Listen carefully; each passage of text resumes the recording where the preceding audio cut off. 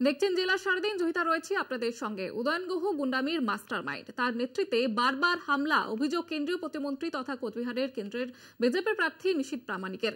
উন্নয়নের বিরুদ্ধে কমিশনের নালিশ জানিয়েছেন তিনি। ভোটের দিন উদয়নের গতিবিধি নিয়ন্ত্রণের দাবি তুলেছেন তিনি। উদয়ন বনাম নিশীথ দ্বন্দ্ব অব্যাহত। লোকসভা ভোটের আবহে দুজনের সংঘাত আরো চরমে। প্রসঙ্গত মঙ্গলবারই কেন্দ্রীয় প্রতিমন্ত্রী নিশীথ প্রামাণিকের গাড়িতে ম্যাজিস্ট্রেটের উপস্থিতিতে পুলিশ তল্লাশি চালায়। পুলিশের সঙ্গে ছিলেন নির্বাচন কমিশনের আধিকারিকরা। কেন্দ্রীয় মন্ত্রীর গাড়িতে এভাবে তল্লাশি চালানোর কোনো নিয়ম আছে কিনা তা নিয়ে নিশীথের নিরাপত্তারক্ষীদের সঙ্গে তর্কাতর্কি শুরু হয় পুলিশের সঙ্গে, জানিয়ে সরগরম হয় কোচবিহারের রাজনীতি। পুলিশ কি করতে পারে কিনা, আর ম্যাজিস্ট্রেটের সেখানে থাকবার কথা কমিশনের পক্ষ থেকে। এবারে ম্যাজিস্ট্রেট যিনি আছেন তিনি সঠিক কিনা, কারণ তৃণমূল কংগ্রেসের তো সবই ফেক। তো আমি বলেছি যে আপনাদের গাইডলাইন যেটা আছে সেটা কি সঙ্গে আপনারা ক্যারি করছেন? আপনারা তাহলে আমাকে দেখিয়ে দিন যে আপনারা এক্সামটেড ক্যাটাগরিতে যারা রয়েছে তাদের গাড়ি চেক করতে পারেন। এরপরই বুধবার উদয়ন গুহর গতিবিধি নিয়ন্ত্রণের আর্জি জানিয়ে কমিশনের দ্বারস্থ হন নিশীথ প্রামাণিক। নিশীথের দাবি, উদয়ন গুহ সমস্ত রকম গুন্ডামির মাস্টার মাইন্ড। উদয়ন গুহর নেতৃত্বে তাঁর উপর দুবার আক্রমণ হয়েছিল। নির্বাচনের দিন তাকে নিজের বুথেই আটক করে রাখা হোক, এই মর্মে আর্জি জানালেন কেন্দ্রীয় স্বরাষ্ট্র প্রতিমন্ত্রী তথা কোচবিহারের বিজেপি প্রার্থী নিশীথ প্রামাণিক। কমিশনকে পাঠানো নিশীথের চিঠি প্রসঙ্গে তীব্র কটাক্ষ উদয়ন গুহর। তার দাবি, ভোট ঘোষণার পর থেকে তাঁকেই একাধিকবার আক্রান্ত হতে হয়েছে, তার উপর হামলা হয়েছে। তার বিরুদ্ধে তোলা অভিযোগ ভিত্তিহীন। এছাড়া ওর বাঁচার রাস্তা নেই। ও চাইছে যে আমাকে গৃহবন্দী করে বেশ কিছু বুথ যাতে লুট করা যায় তার বন্দোবস্ত করা। কিন্তু ও জানে না যে একটা উদয়ন গুহ রাজনীতির সাথে যুক্ত না। এরকম কয়েকশো 1000-এর উপরে উদয়ন গুহ দিনাটার গ্রামে গঞ্জে আছে।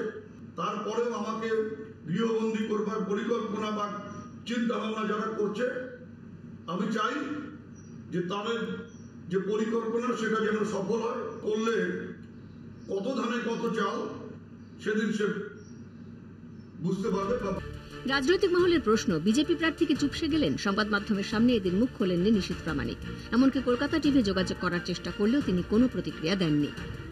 অন্যদিকে কোচবিহারের ভোট রাজনীতি জমে উঠেছে। এবার কোচবিহারের তৃণমূল প্রার্থী জগদীশ বসুনিয়ার প্রার্থী পদ বাতিলের জন্য নির্বাচন কমিশনের কাছে আবেদন জানালো জেলা বিজেপি। নাটাবাড়ি বিধানসভার বিধায়ক মিহির গোস্বামীর অভিযোগ, তৃণমূল প্রার্থী জগদীশ বসুনিয়ার 2 বিয়ে।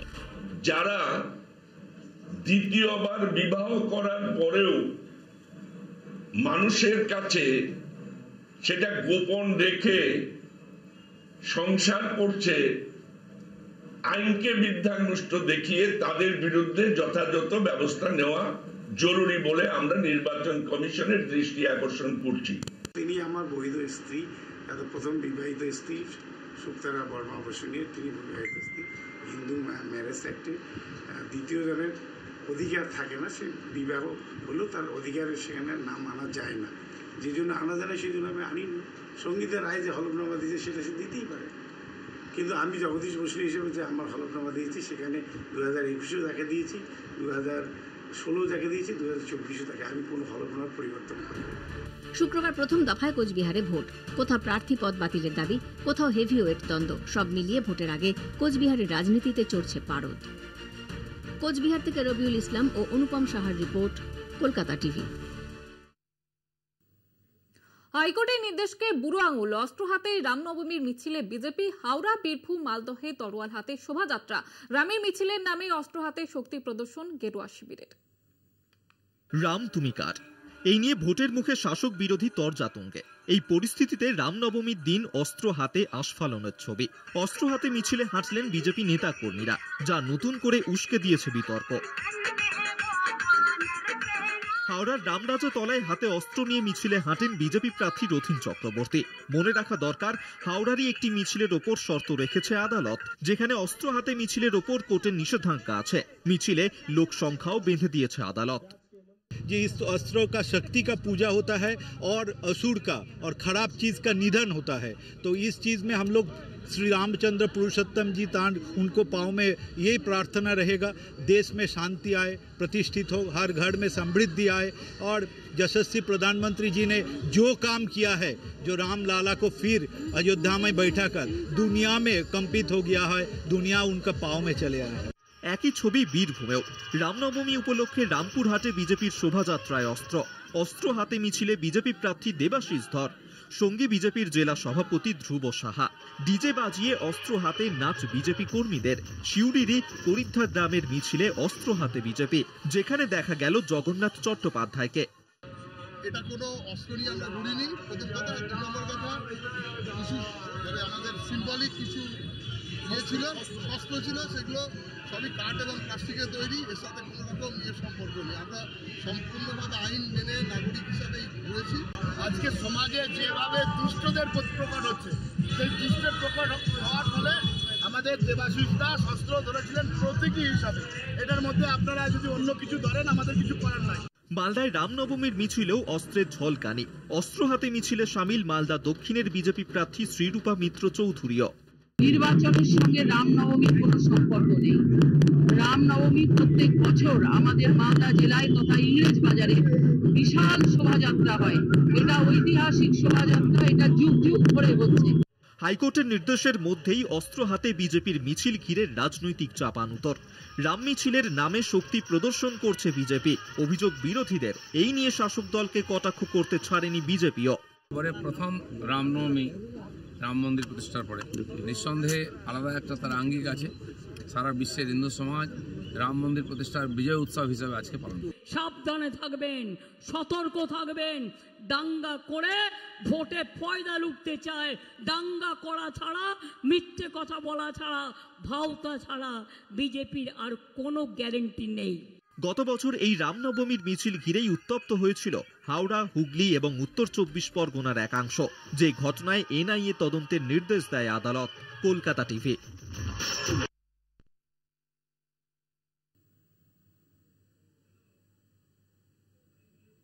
এবারে নজর রাখবো হাওড়ার দিকে। হাওড়া শিবপুরে এবারও শোভাযাত্রা আয়োজন করা হয়েছে রামনবমী উপলক্ষে এবং বিশ্ব হিন্দু পরিষদের তরফ থেকে আজকের এই শোভাযাত্রা আয়োজন করা হয়েছে। এবং গত বছর আমরা যে অশান্তির ছবি দেখেছিলাম হাওড়া শিবপুরে, সেই জায়গায় দাঁড়িয়ে শর্ত সাপেক্ষে এই শোভাযাত্রার অনুমতি দেয় আদালত এবং তারপরে এবারে বিশ্ব হিন্দু পরিষদের তরফ থেকে শোভাযাত্রা আয়োজন করা হয়েছে।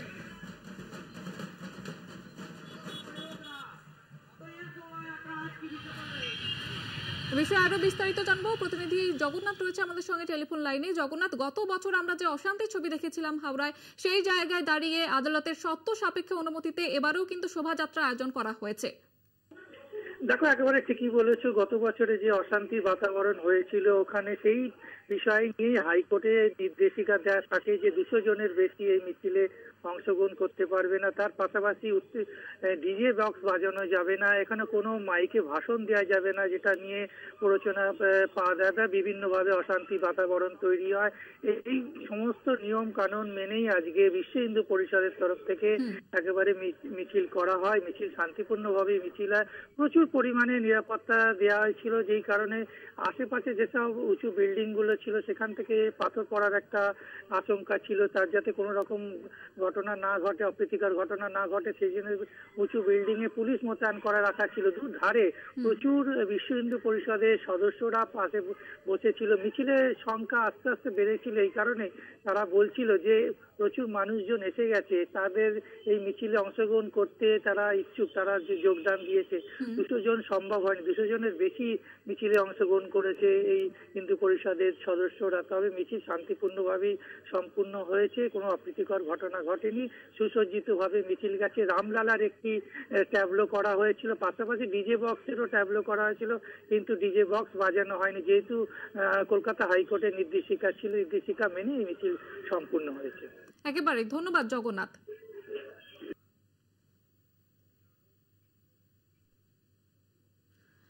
এখন সময় একটি বিরতি, ফিরছি বিরতির পর, সঙ্গে থাকুন। ভোটের ময়দানে ধর্মের রাজনীতি, রাম নামে ভোট প্রচারে সব শিবিরের প্রার্থীরা জয় শ্রীরাম স্লোগান তৃণমূলের প্রার্থী দেবের মুখে। রামনবমীর মিছিল থেকে বিজেপিকে হুঙ্কার শতাব্দী রায়ের, কটাক্ষ বিজেপি প্রার্থী সুকান্ত ভট্টাচার্যের।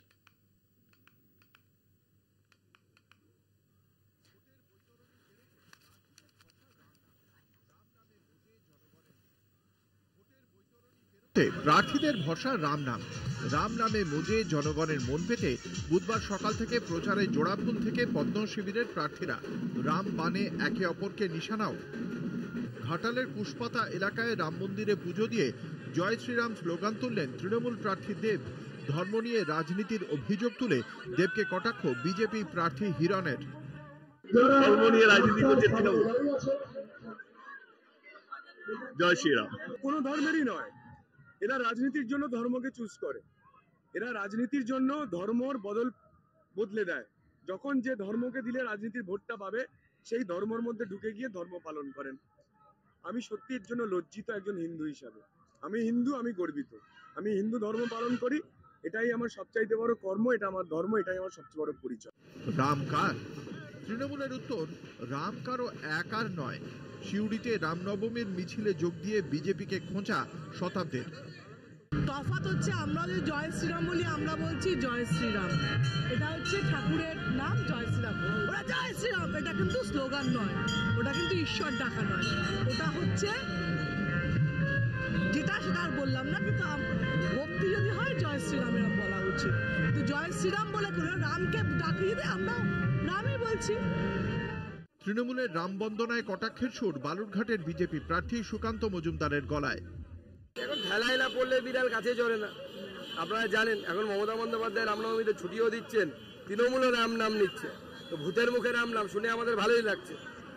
যারা বিজেপি মোড়ে মাদার টেরেসার মূর্তি স্থাপন করে বিজেপি মোড়ের নাম পরিবর্তন করতে চায় তারা রাম নাম নিচ্ছে, এটা ভালো লক্ষণ, খারাপ লক্ষণ তো না।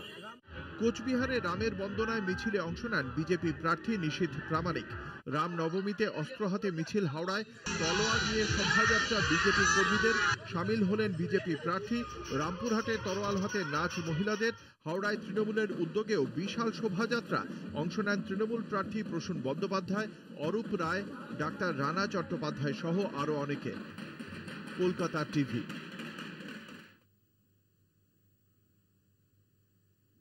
আসানসোলের শ্রীপুরে ইসিএল এর খোলামুখ খনিতে সিআইএসএফ এর হানা। কিছু পরিমাণ কয়লা বাজেয়াপ্ত করার সময় স্থানীয়দের বাধা দেয় সিআইএসএফ, যার জেরে খোলামুখ খনিতে ঢুকে গ্রামবাসীদের তাণ্ডব চালানোর অভিযোগ।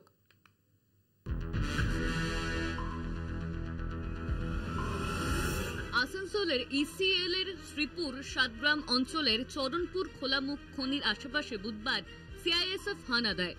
খোলামুখ খনি থেকে কয়লা বাজেয়াপ্ত করার সময় গ্রামবাসীদের বিরুদ্ধে কাজে বাধা দেওয়ার অভিযোগ। পরে সিআইএসএফকে ঘিরে বিক্ষোভ দেখায় স্থানীয়রা। পরে খোলামুখ খনিতে ঢুকে গ্রামবাসীদের তাণ্ডব চালানোর অভিযোগ। একই সঙ্গে খনিতে বেসরকারি কয়লা উত্তোলন সংস্থার মেশিন ও ডাম্পার চালকদের ইট পাথর ছুঁড়ে তাদের মারার হুমকি দেওয়া হয় বলেও অভিযোগ উঠেছে গ্রামবাসীদের বিরুদ্ধে। গ্রামের লোক যে হারে পাথর ছুঁড়েছে, মারধর করেছে, লোককে আতঙ্কে লোক পালিয়ে গেছে। এবার কাজ চালু করতে আমার লোককে ডাকতে হবে। এখন আমার ওয়ার্কাররা বলছে যে আমাদের কি প্রোটেকশন আছে, আমরা যেখানে কাজ করছি রাত দিন লোক এসে কেউ মেরে চলে যাচ্ছে। এটা আজ নয়, এ নিয়ে 10-12 বার হয়ে গেল। তাই ওরা চাইছে যে ইসিএল প্রশাসন আসুক, ইসিএল ম্যানেজমেন্ট আসুক, লোকাল প্রশাসন আসুক, একটা আশ্বাস দেখ যে আমরা কাজ করবো, এখানে সেফলি কাজ করতে পারবো। তবেই ওরা কাজ করতে রাজি না, কাজ করতে রাজি নয়। আমি সবাইকে ডাকলাম, কে গেল না। দেখুন সব দেখুন গাড়ি মেঝে মায়ের চিত্রে পড়ে আছে। হঠাৎ করে দেখছি 70-80 জন লোক হাতে পাথর নিয়ে আমাদের মেশিন চলছে, ডাম্পার চলছে, সব ড্রাইভার অপারেটরকে সব মারতে আসছে। হ্যাঁ, কেন এরকম কেন করলো? ওরা বলছে যে সিআইএসএফ আমাদেরকে রেড করছে, কয়লা তুলে নিচ্ছে, বাড়ি বাড়ি রেড করছে। আমি বললাম তাহলে আমরা কি করবো? সিআইএসএফকে বলেন কি আমরা তার জন্য দায়ী কি হবে কেন? তারপরে আমাকে কলার ধরে মারতে লাগলো। অন্যদিকে গ্রামবাসীদের অভিযোগ, খনির ব্লাস্টিং এর ফলে ফাটল দেখা দিচ্ছে তাদের বাড়িঘরে, পুকুর ও জলাশয় শুকিয়ে যাচ্ছে। তার উপর সিআইএসএফ গ্রামের মহিলা পুরুষদের উপর বিনা প্ররোচনায় লাঠিচার্জ করছে বলে অভিযোগ এলাকাবাসীর।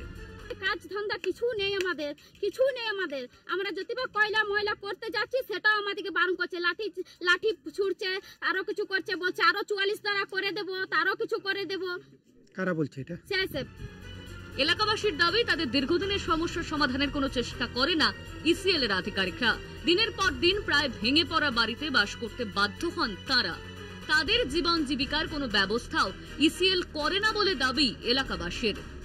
আসানসোল থেকে পবিত্র বন্দ্যোপাধ্যায়ের রিপোর্ট, কলকাতা টিভি।